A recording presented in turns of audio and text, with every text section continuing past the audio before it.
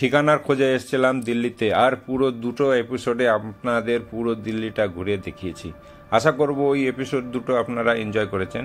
আজকের এই এপিসোডে আমি পুরো 2টো এপিসোডে যা দেখেছেন সেটা সংক্ষেপে একটা এপিসোড বানিয়ে আপনাদের দেখাচ্ছি। দিল্লিতে এলে পরে কোথায় কোথায় ঘুরবেন সেই জায়গাগুলো আমি আজকের এই এপিসোডে দিচ্ছি, আর দেখবেন খুবই ভালো লাগবে। লাস্ট পর্যন্ত দেখুন ভিডিওটা।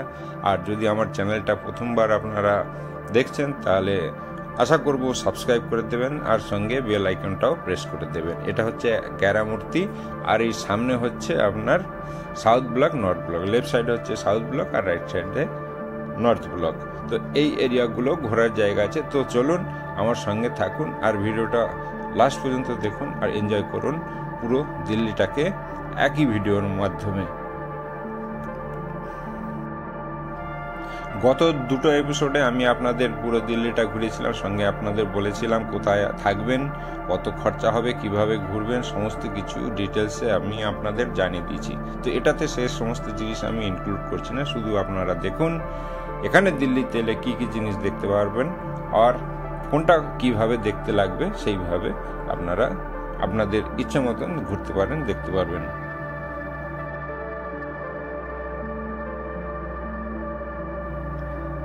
আপনারা ইচ্ছা করলে কালিকা মাতা মন্দির দর্শনের সঙ্গে আপনাদের যাত্রা শুরু করতে পারেন। এটা নেহেরু প্লেসে আছে, খুবই জাগ্রত একটা মন্দির।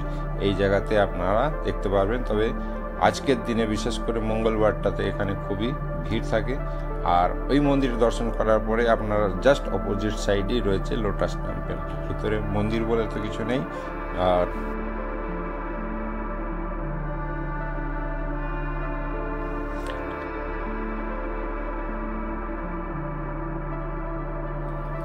কালিকা মাতা মন্দির, লোটাস টেম্পল দর্শন করার পরে আপনারা ওইখানেই 2 কিলোমিটার আগে চলে যাবেন।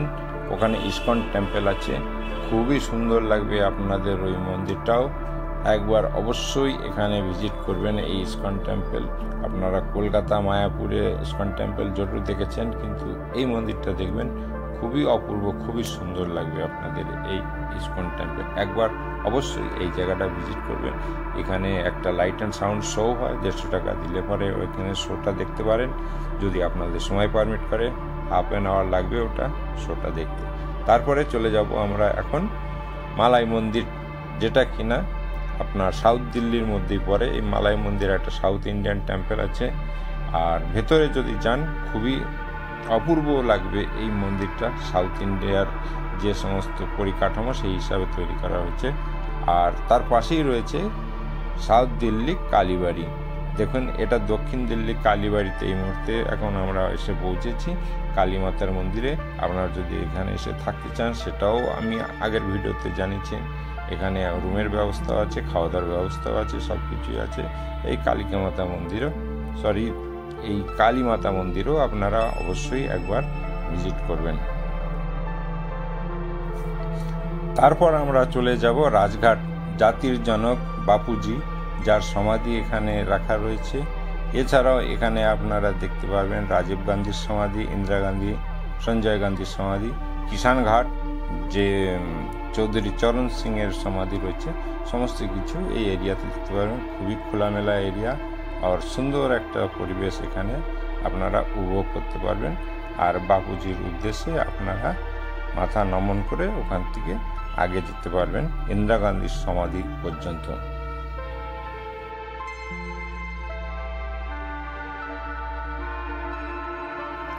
রাজঘাট ট্যুরের পরে আমরা এসে পৌঁছাবো রেড ফোর্টে, যেটা কি 3 কিলোমিটার দূরে রাজঘাট থেকে। আর আমি যে আপনাদের সিকোয়েন্সগুলো দেখিয়ে দিচ্ছি সেটা হচ্ছে পরপর, যেটা কাছে থেকে কাছে সেই হিসাবে আপনাদের দেখাচ্ছি। রেড ফোর্টে আপনারা ভিজিট করার পরে ওখানে আশপাশে চাঁদনি চক এরিয়া আছে, মার্কেটিং করতে চাইলে মার্কেটিংও ওখানে করতে পারেন। সব রকমের জিনিস পাবেন আর অনেকই চিপ রেটে ওখানে জিনিসপত্র পাওয়া যায়।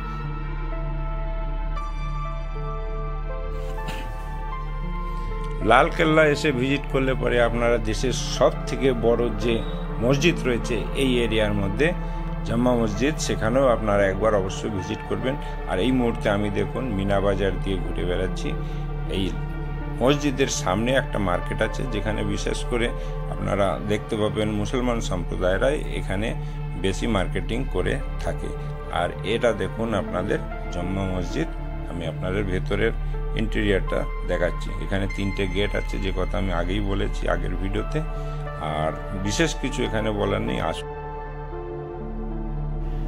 এই এরিয়া দিয়ে বিশেষ বিশেষ খাবার এখানে পাওয়া যায়, বিশেষ করে আপনার বিরিয়ানি, পরোটা, সমস্ত কিছু এই এরিয়া দিয়ে আপনারা পেতে পারেন, চাঁদনি চক আর এই মিনা বাজার এরিয়া দিয়ে।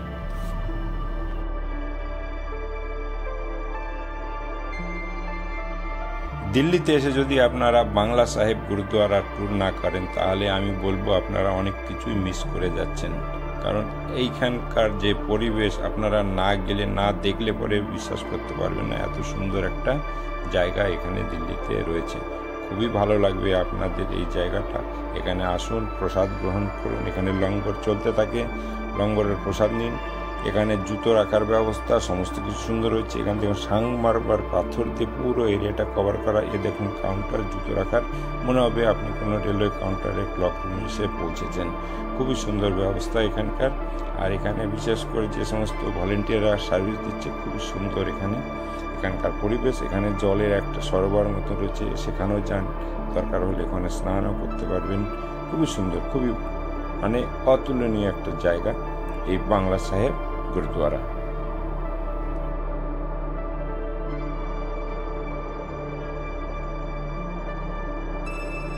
আরও একটা সুন্দর মন্দির রয়েছে দিল্লিতে, সেটা লক্ষ্মীনারায়ণ মন্দির, যেটা বিড়লা মন্দির নামেও পরিচিত।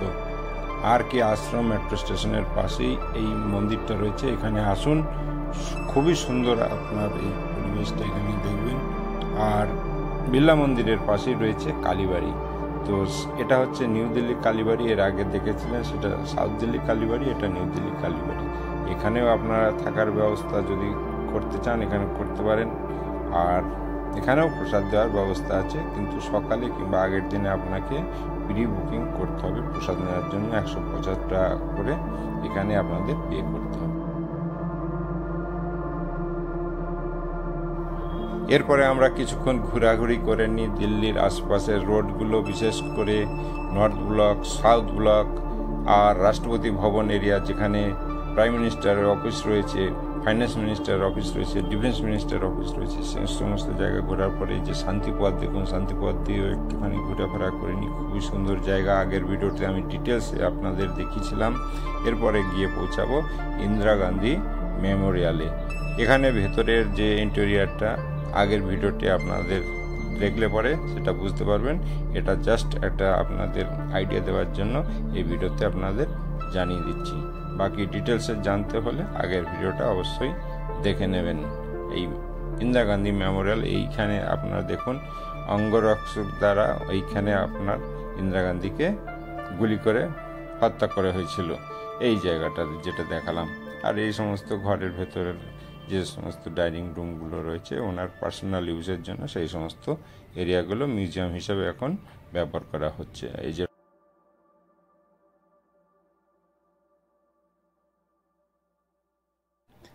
দিল্লিতে ঘুরতে এলে এই মন্দিরটা অবশ্যই আপনারা ঘুরে দেখবেন। অক্ষরধাম মন্দির, যে গুজরাটের অক্ষরধাম মন্দিরের কপি করে এই মন্দিরটাকে করা হয়েছিল। আর খুবই সুন্দর, খুবই ভালো লাগবে আপনার এই মন্দিরটা। সব থেকে বড় মন্দির দিল্লির মধ্যে এই জায়গাটা। তো এটাকে আপনার প্রেফারেন্স অবশ্যই দেবেন। তারপরে কুতুব মিনারটাও আপনারা এক্সপ্লোর করবেন।